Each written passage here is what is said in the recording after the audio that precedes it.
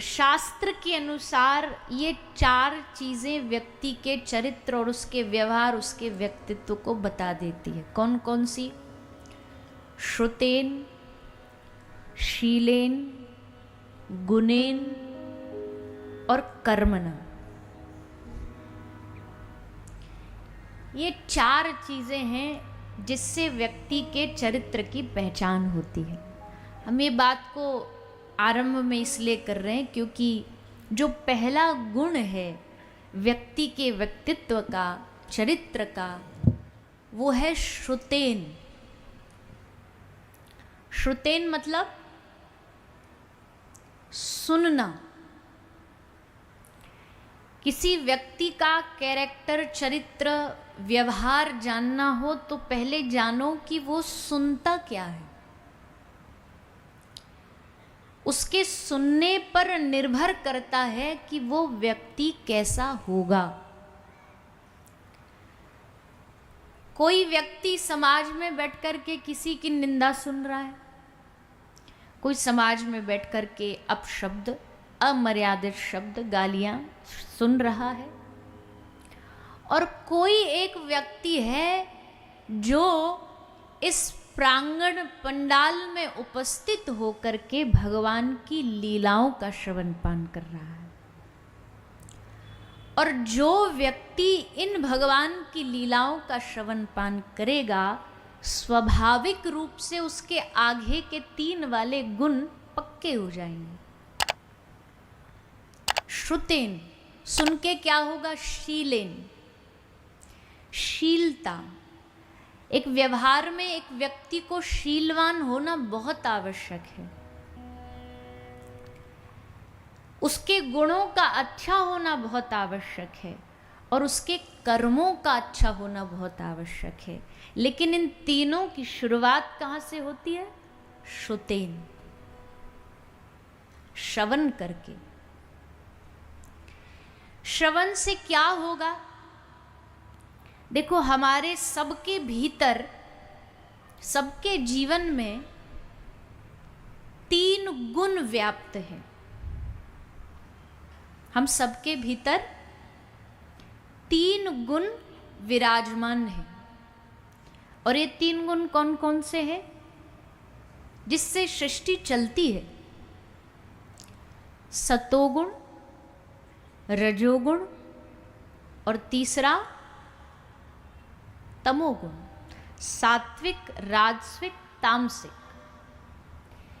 ये 3 गुण हर एक यहां बैठे इंसान में होंगे ही होंगे। यहां तक कि जो व्यासपीठ पर बैठा है उसमें भी ये तीनों ही गुण हैं। वो सतो गुणों से ही भरा हुआ ऐसा नहीं है। किंतु होता क्या है, कभी कभी हमारे चरित्र में सतोगुण बलवान हो जाता है। और जब सतोगुण बलवान हो जाता है तो स्वाभाविक रूप से ऑटोमेटिकली अपने आप रजोगुण और तमोगुण ढक जाते, कम हो जाते हैं। कभी कभी ऐसा होता है तमोगुण बलवान होता है, तब उस समय सात्विक गुण ढक जाते हैं। तब उसमें, उस व्यक्ति में तामसिकता दिखाई देती है। लेकिन एक बात हम आपसे पूछे, किसी व्यक्ति में सतोगुण बढ़ रहा है या किसी में तमोगुण बढ़ रहा है, मान लीजिए किसी में तमोगुण बढ़ रहा है, तमोगुण बढ़ने का क्या मतलब है? क्या सतोगुण और रजोगुण उसके भीतर से खत्म हो गए? बोले नहीं, है तो, पर उनकी मात्रा कम हो गई है। बैलेंस किसका बढ़ रहा है? तमोगुण का ज्यादा बढ़ रहा है। अब ऐसे में फिर क्या करना चाहिए? जब तमोगुण बलवान हो जाए, रजोगुण बलवान हो जाए, तो फिर क्या करना चाहिए? अब किसी के शरीर में विटामिन डी की कमी हो जाए तो डॉक्टर क्या बोलेगा? क्या बोलेगा? थोड़ा धूप में बैठा करो, बाहर निकला करो। धूप में बैठोगे आपका विटामिन बढ़ेगा। अब हमको तो एक का ही ज़्यादा पता है, बाकी विटामिनों में क्या होता है वो तो डॉक्टर ही कोई बता सकते। दूसरा कोई कम हो जाए तो उससे बढ़ाने वाली जो चीज़ है उनके संपर्क में जाओ। तो अब इस आधार पर, इस लॉजिक पर, इस सिद्धांत पर अगर हम आपसे पूछें सतोगुण कम हो रहा है जीवन में तो फिर हमें क्या करना चाहिए, बताइए ना। जिनमें सतोगुण है या जिस जगह में सतोगुण है उस जगह से, उस व्यक्ति से संपर्क बढ़ाइए।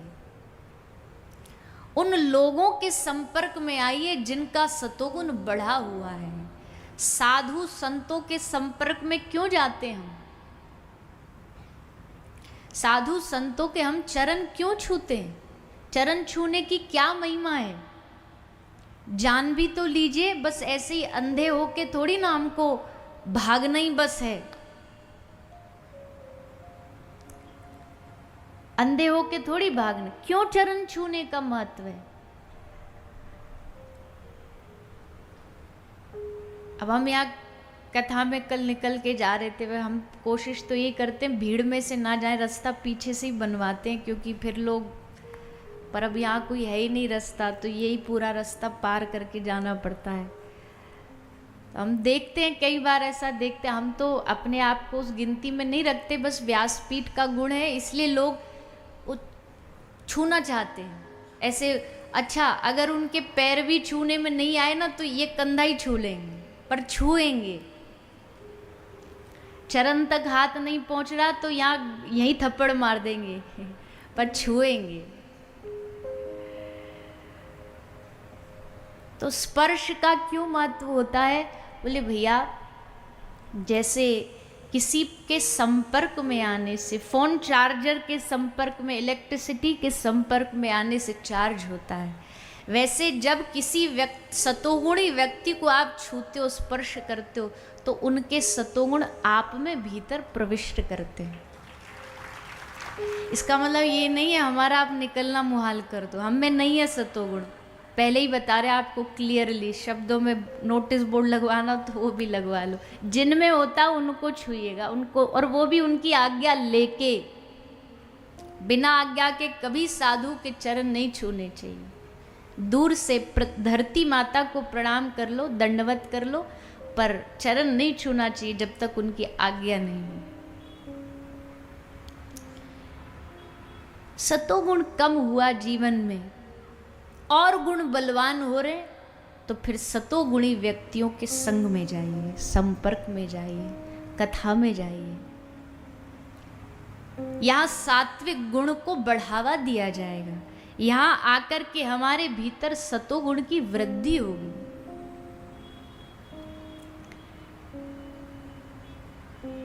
इसलिए और जीवन में विशेषकर ध्यान रखो 3-4 चीजों का। जीवन में 2-3 चीज से बिल्कुल दूर रहना चाहिए। किन से दूर रहना चाहिए? गोस्वामी जी कहते हैं, गोस्वामी तुलसीदास जी कहते हैं, जिन हरि कथा सुने नहीं काना, श्रवण रंध्र अहि भवन समाना। जिनके कानों ने कभी भगवान की कथा नहीं सुनी हो ना, ऐसे व्यक्ति से हमेशा दूर रहना। आप तो सुन रहे हो कथा, पर जो नहीं सुनते उनके संग में भी मत आना, उनका संग भी मत करना। क्यों? वो व्यक्ति कैसे, उनके कान कैसे, अहि भवन समाना। जैसे सांप का बिल होता ना, सर्प का बिल, सर्प क्या करता है, क्या छोड़ता है? सर्प हमेशा जहर उगलता है, जब भी उगलेगा जहर ही उगलेगा। इसलिए ऐसे व्यक्ति जिनके कान कभी भगवत कथा नहीं सुनते, वो सर्प समान है, उनसे दूरी रखो, उनका संग मत करो। और किसका संग नहीं करना चाहिए? जिनकी आंखों ने कभी हरि का दर्शन नहीं किया हो, ऐसे व्यक्तियों का संग मत करो। जिनकी आंखें दुनिया को तो देखती हों, पर जिन आंखों ने भगवान को न निहारा हो, ठाकुर जी के दर्शन न किए हों, उनका संग मत करो। उनका संग करो जिनके नजरों में मोहन समाए, वो नजर फिर तरसती नहीं है। उन लोगों का संग जिनकी आंखों ने दुनिया ही देखी है, उनको क्या देखना। और किसका संग नहीं करें। कान हो गई, आंख हो गई, अब क्या बची? ये जिसके कारण दुनिया में सब झगड़े होते हैं, ये रसना, ये जिह्वा 32 दांतों के बीच में रहती है, पर इतनी ताकतवर है, इतनी दबंग है, दांतों के बीच में रहती है पर डर के नहीं रहती। क्यों? क्योंकि उसको पता है इसमें इतनी ताकत है, एक शब्द भी बोल दे और ऐसा कड़वा बोल दे कि ये 32 की 32 बाहर आ जाएंगे। मतलब किसी से उल्टा सीधा बोल दे तो 2 मारेगा आदमी मुंह पे और सबरे बाहर आ जाएंगे। इसलिए से पता है इसमें कितनी ताकत है। 32 के बीच में भी सबकी मालिक बन के रहती है। तो बोले जिनकी जिह्वा ने कभी भगवान नाम न गाया हो, ऐसे व्यक्तियों के संग कभी मत करना। जो नहीं करही राम गुण गाना, जीह सो दादुर जीह समाना। जिनकी जिह्वा ने राम नाम नहीं गुण गाया, उनकी जिह्वा कैसी है? गोस्वामी जी उनकी तुलना किससे कर रहे हैं? दादुर। दादुर मतलब मेढक। जैसे मेढक हमेशा टर टर करता रहता, पर उस टर टर का कोई मीनिंग है?